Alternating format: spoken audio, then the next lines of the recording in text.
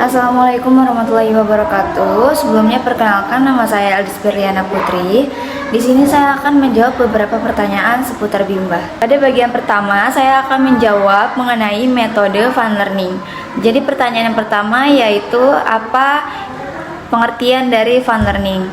Fun learning atau disebut juga strategi pembelajaran menyenangkan digunakan untuk menciptakan lingkungan yang efektif, menerapkan kurikulum, serta menyampaikan materi dan memudahkan proses belajar.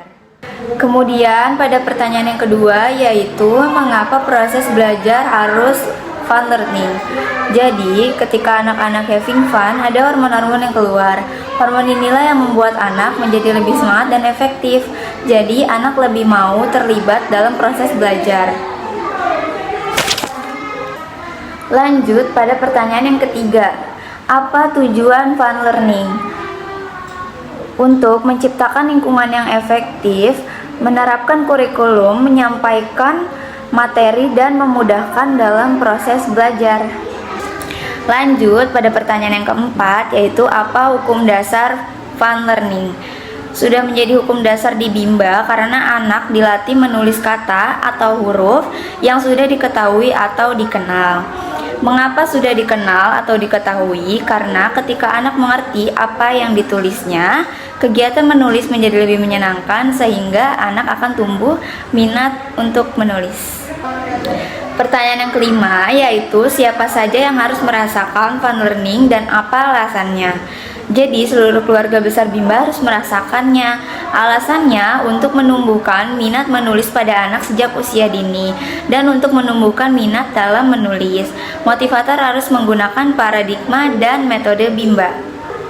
Yang keenam yaitu siapa yang harus menciptakan fun learning dan apa alasannya. Pembelajaran menyenangkan, pembelajaran harus berpusat pada murid. Karena yang mampu menciptakan lingkungan belajar yang efektif adalah murid itu sendiri yang merasakan proses belajarnya. Lanjut pada pertanyaan yang ketujuh yaitu bagaimana cara menciptakan fun learning. Jadi ada 4 metode atau 4 tahap. Yang pertama yaitu ajarkan metode yang variatif. Yang kedua menerapkan metode pembelajaran yang kontekstual. Yang ketiga kenali karakter setiap siswa. Dan yang keempat melibatkan siswa dalam proses belajar. Pertanyaan yang ke-8 yaitu bagaimana cara mengevaluasi anak, apakah anak tersebut merasakan fun learning atau tidak. Jadi dapat dilihat dari minat belajar dan semangat belajarnya dalam proses belajar mengajar. Pertanyaan yang ke-9 yaitu apa dampak yang terjadi bila proses belajar menyenangkan. Dampak baik yang terjadi, anak menjadi lebih semangat dalam minat belajar, lebih banyak kemauan untuk menjadi lebih baik dari sebelumnya, dan giat dalam proses belajar mengajar. Pertanyaan yang ke-10 adalah bagaimana jika proses belajar tidak menyenangkan? Minat atau kemauan belajar menjadi menurun, tidak ada semangat dalam belajar, serta menjadi sulit dalam memahami proses belajar mengajar. Selanjutnya, lanjut pada bagian kedua yaitu mengenai metode small system. Yang pertama, apa pengertian dari small system? Yaitu proses belajar yang dilakukan secara bertahap, dimulai dari yang paling mudah. Pertanyaan yang kedua, mengapa proses belajar harus dilakukan secara bertahap dan small system? Jawabannya, untuk membuat anak senang dan suka belajar, pembelajaran materi harus dilakukan secara bertahap dan semua dengan kemampuan anak.